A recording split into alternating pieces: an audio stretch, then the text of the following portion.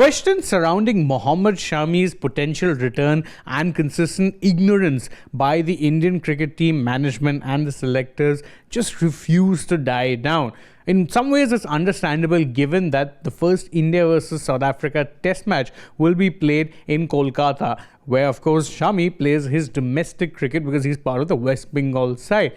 But now the questions have not only been asked of the selectors, but directly posed to the team captain as well. Yes, Shubman Gill was addressing a pre-match press conference at the Eden Gardens in Kolkata when a reporter directly questioned him about why it is or when it is that Shami can be back, or why it is that he is potentially still not on the radar when it comes to a comeback. And Gill obviously had to give some sort of an answer, but his answer was indicative in two ways about how it is that the team management is going about with this. First off, he was full of praise for Shami.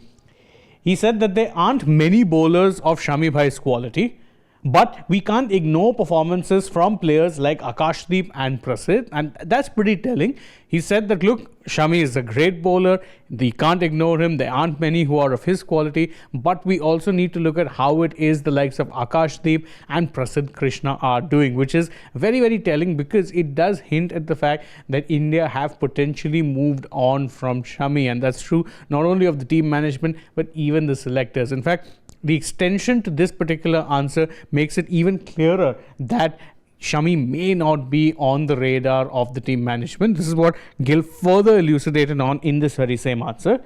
He said we also have an eye on where we're playing our next test series. The selectors would be better placed to answer that. So he's basically given his answer, but also deflected onto the selectors, saying that the selectors will have a better idea as to why it is we aren't picking a Mohammed Shami. Now again, Gill is someone who'd have multiple ideas about just how good Shami is. Not only have they been India teammates, they've also played together in the IPL as part of the Gujarat Titans, where, of course, they won the IPL in 2022, finished runners-up in 2023. Shami was a very key bowler for GT in that point in time, and his stocks for India were also at an all-time high. But it seems as if Shami has now fallen out of favour for multiple reasons. One is, of course, the fact, as we've covered on this channel, he refused to play an India A game, and then when he did come back to domestic cricket, it seems like he had irked the selectors by refusing that match, so his performances subsequently have been ignored. Of course, the constant public back and forth with Shami himself saying that there's been no communication and whatnot haven't helped. But surely at this point, it's safe to say that it isn't down to performances anymore, because with Shami, the performances in recent times have been there. Just take a quick look at how it is he's fared in the Ranji Trophy so far this season. He's played 3 games where he's taken 15 wickets at an average of 15.53. That is fairly good as far as numbers go.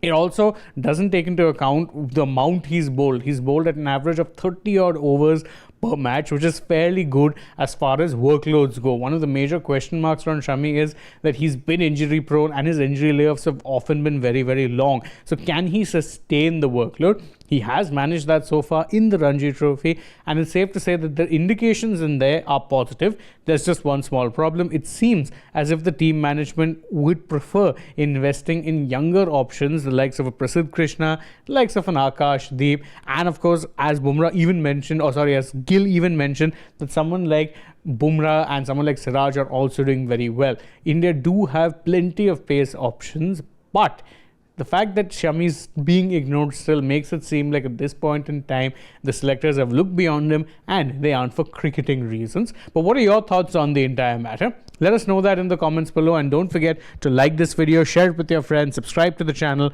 tap that bell icon, follow us also on social media. We're on Instagram, X and Facebook, and stay tuned for more such updates from the world of sport.